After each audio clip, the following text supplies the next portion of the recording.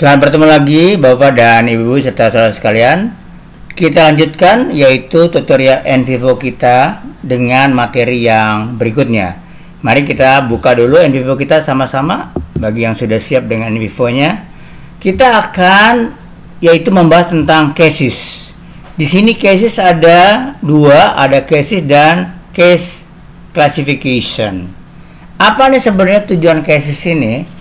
Tujuan cases adalah kita akan mengelompokkan yaitu karakteristik of responden atau demografi responden atau profil responden yang akan kita hubungkan dengan tema-tema yang telah kita buat sebelumnya.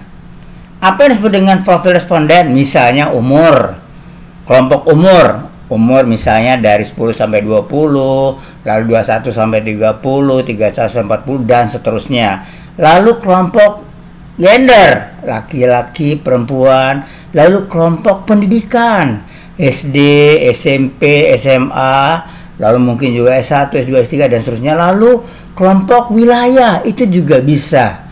Jadi kita bisa mengelompokkan bagaimana kondisi dari informan tersebut berdasarkan macam-macam tadi yang sudah Bapak sampaikan. Baiklah, kita akan mulai saja yaitu dengan membuat kelompok dari informan tersebut.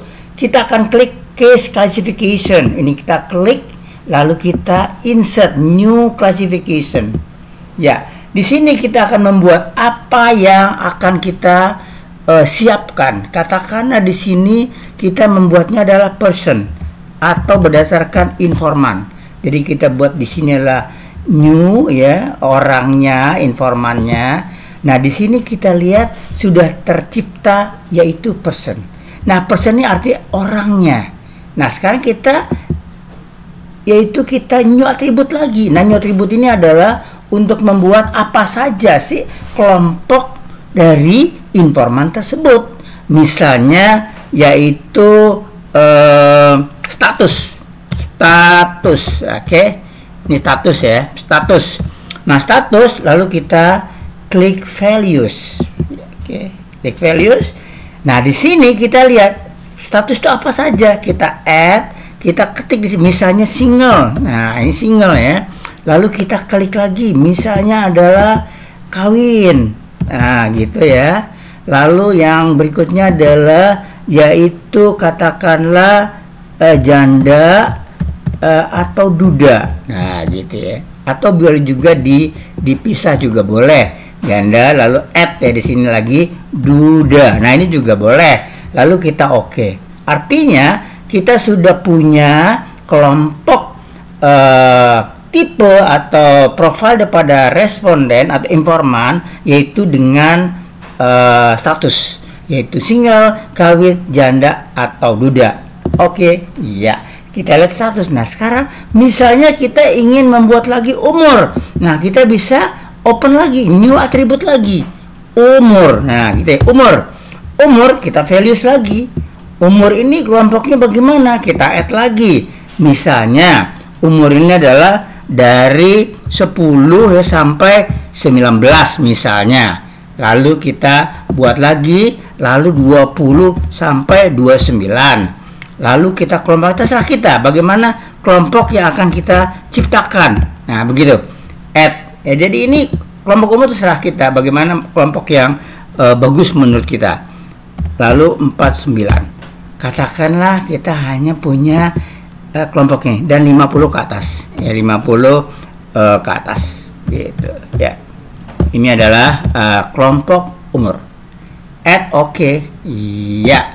Kita sekarang punya dua, yaitu status dan umur. Kita juga bisa membuat pendidikan. Kita klik lagi di sini, kita buat new lagi, new atribut. New atribut pendidikan. Kita ketik di sini pendidikan. Gitu? Ya, pendidikan. Lalu values. Valuesnya apa lah? Yang tadi SD SMP, kita buat SD. Lalu add lagi. Add lagi misalnya SLTP kalau memang ada, ya. Lalu berikutnya SLTA. Lalu berikutnya adalah S1. Lalu berikutnya lagi kita lanjutkan dengan S2. Kalau memang perlu kita masukkan S3. Nah, begitu ya. Lalu kita oke. Ya. Kita sekarang sudah punya 3 ya, yaitu profile of person yang bisa kita ciptakan begitu. Nah, dari sini bagaimana cara menghubungkannya? Nah, cara menghubungkannya adalah kita klik yaitu wawancara. Wawancara ini adalah informan kita. Kita klik ini semuanya. Kita klik, kita sorot. Ya, setelah kita sorot semuanya, lalu kita klik kanan, kita create as. Nah, create as ini kita pilih create as cases. Iya. Nah, ini dia. Kita lihat persennya keluar kan? Nah, berarti kita oke kan? Iya. Berarti sekarang yang disebut dengan kelompok dari informan tadi, yaitu ada umur, ada pendidikan dan status, itu telah terhubung dengan masing-masing informan. Nah, bagaimana cara mengisinya? Informannya adalah laki, perempuan, dan macam-macam. Lalu kita masukkan yaitu case ya. Kita sorot ini semuanya. Case-nya kita sorot begitu. Ya. Setelah kita sorot semua, kita masuk ke yang disebut dengan yaitu sheet. Oh, berarti bukan di sini. Ya, di sini. Ya, di sini kita masuk sini. Ya, ini kita lihat persennya sudah masuk ya. Lalu kita sorot ke sini. Ya. Lalu kita klik kanan. Lalu kita open classification sheet. Ya. Nah, masuk sudah. Ya, kita lihat sekarang. Informan 1, assignnya apa? Nah, ini kita bisa tinggal isi saja. Ya, tinggal isi saja di sini. Katakanlah di sini apa di sini ya? Kita lihat sini ya. Tadi kita udah buat statusnya kan ya. Dia akan keluar sini pilihannya. Ya, di sini bisa single. Tuh, single ya. Lalu untuk ini katakanlah kawin gitu. Nah, ini memang salah satu ya, kita klik ya. Tapi kita harus punya datanya dulu ya. Kalau enggak ya nggak bisa ya. Kita harus punya datanya dulu. Kita salin dulu datanya pada saat kita melakukan suatu interview ya atau wawancara. Nah, di situ kita masukkan. Nah, begitu juga umur. Di sini ya kita akan latihan nih, kita buat sembarang aja ya, sembarang aja kelompoknya begitu. Yang penting udah terisi. Udah, iya.